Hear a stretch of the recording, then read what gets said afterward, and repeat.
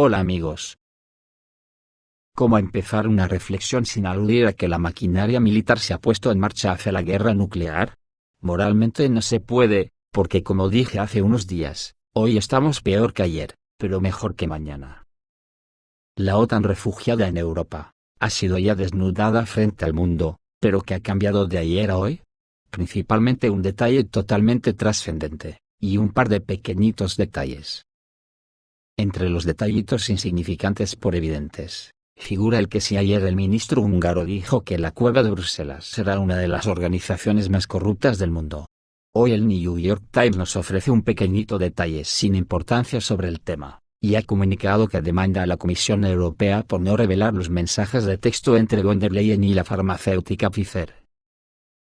Los mensajes podrían arrojar luz sobre los acuerdos de la Unión Europea para comprar miles de millones de euros en vacunas contra el COVID-19 a la farmacéutica. El diario estadounidense The New York Times ha demandado a la Comisión Europea por su negativa a publicar los mensajes de texto intercambiados entre la presidenta del brazo ejecutivo de la Unión Europea, Ursula von der Leyen, y el director ejecutivo de la farmacéutica Pfizer. La demanda fue presentada a finales de enero ante el Tribunal de Justicia de la Unión Europea, pero la noticia solo se ha dado a conocer ahora. El New York Times argumenta que la Comisión Europea tiene la obligación legal de publicar los mensajes, que podrían contener información sobre los acuerdos del bloque para comprar miles de millones de euros en vacunas contra el COVID-19. No os impacientéis, que ahora viene el detalle trascendente. Los barcos de la flota de la Armada rusa por primera vez en 30 años son enviados al mar con armas nucleares tácticas a bordo. Lo dicen como noticia sensacional, representantes de la inteligencia noruega expresando su gran preocupación, después de que los buques de guerra de la Armada rusa abandonaran sus lugares de despliegue y se hicieran a la mar. Al final resultó que estos últimos portan armas nucleares tácticas, y que es la primera vez en 3 décadas que esto vuelve a ocurrir. ¿Y les llaman servicios de inteligencia? Pero si eso ya lo saben hasta los neonatos, pero que creen que lleva la fragata Almirante Gorskov, que salió en misión de combate cargada con misiles Zircon. Y que piensan que llevan la panza del submarino portador de Poseidones, que lleva meses en misión de combate.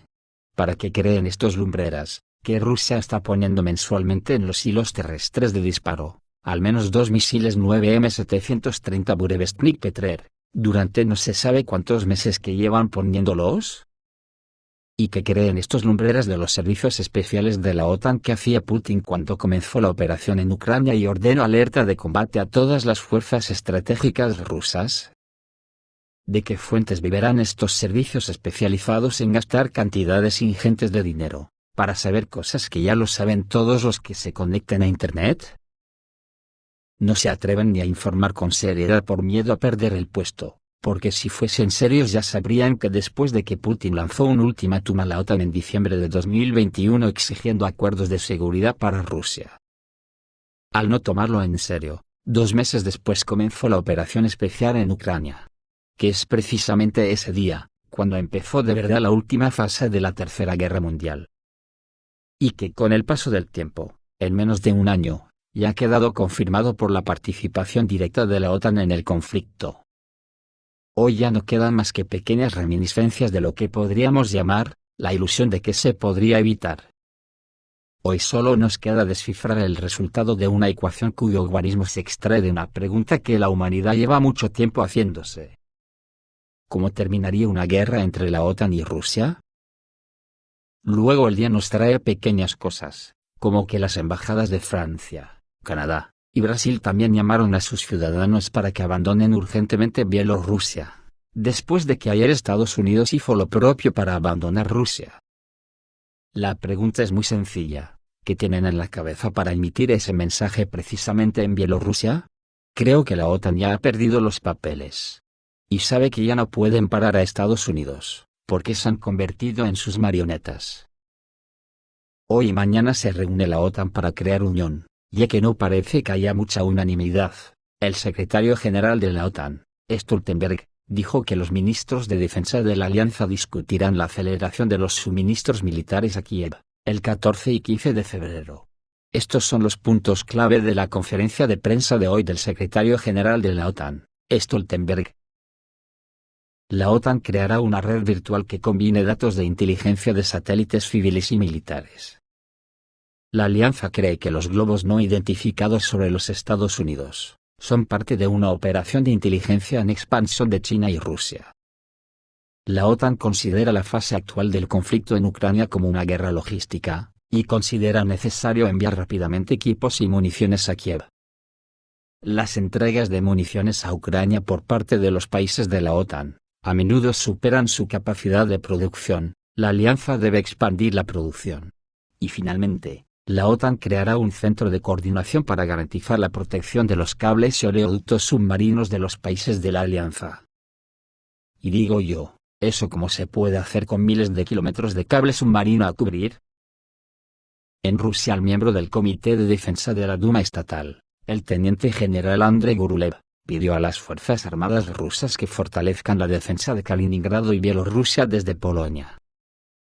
Polonia compra nuevas armas, llama a los reservistas, realiza ejercicios militares, afirma ser el país con el ejército más poderoso de Europa. Y en caso de debilitamiento de las Fuerzas Armadas de Ucrania, son las tropas polacas las que se convertirán en el segundo escalón de la OTAN que estará listo para ir contra Rusia. Así lo afirmó el miembro del Comité de Defensa de la Duma Estatal, el teniente general Andrei Gurulev.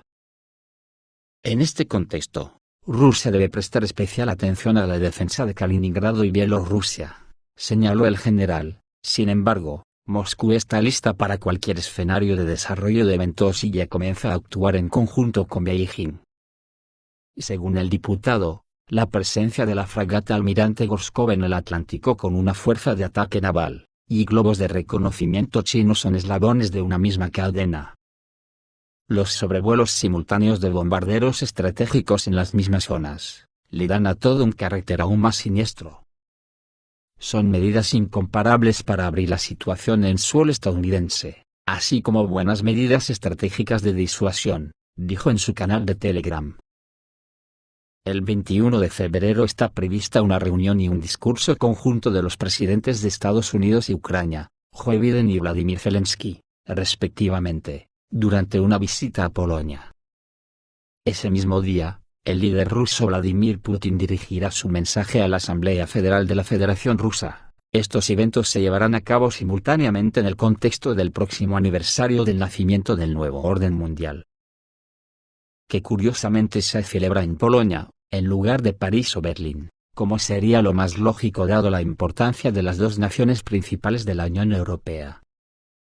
El jefe de Estado estadounidense se comunicará con su homólogo ucraniano en Varsovia, es decir, ahora Polonia se convertirá en el perro guardián en Europa para Washington. Al mismo tiempo, el presidente de la Federación Rusa Vladimir Putin no estará en el Salón Georgievsky del Kremlin, que se considera el lugar oficial para la celebración de tales eventos, sino en el Gostinny Dvor del pueblo en Moscú. Así, las autoridades rusas dejan claro que la operación especial en territorio ucraniano ya no es una herramienta solo para la desnazificación y la retirada de la OTAN de las fronteras de Rusia. Ahora se está convirtiendo en una guerra santa por la supervivencia de la civilización rusa. Será una batalla ideológica en el aire, una declaración de guerra de hecho, y el comienzo de una cruzada abierta del occidente colectivo contra Rusia y sus aliados. La reunión entre Biden y Zelensky puede tener lugar en la ciudad polaca de Rzeszów, donde se encuentra el mayor centro de asistencia militar a Ucrania. Les recordamos que hoy, 14 de febrero, comenzó en la sede de la OTAN en Bruselas una reunión de donantes de Ucrania Ramstein 9. Y como se puede observar, los acontecimientos avanzan a piñón fijo hacia un destino que a mí me parece inevitable. Y por último, un insulto a la inteligencia emitido por Stoltenberg hoy en Bruselas, algo digno de uno que tira la piedra y esconde la mano.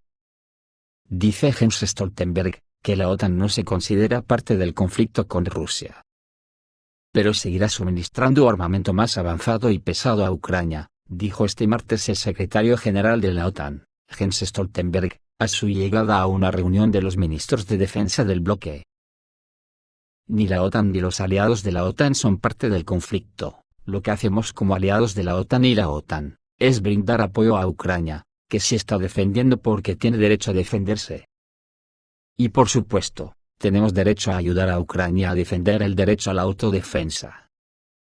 Por lo tanto, la OTAN y los aliados de la OTAN no son parte del conflicto, pero apoyamos a Ucrania en el derecho a la autodefensa, dijo el jefe de la OTAN respondiendo a una pregunta correspondiente. El tipo de armas suministradas a Ucrania ha evolucionado a medida que ha evolucionado la guerra, dijo Stoltenberg.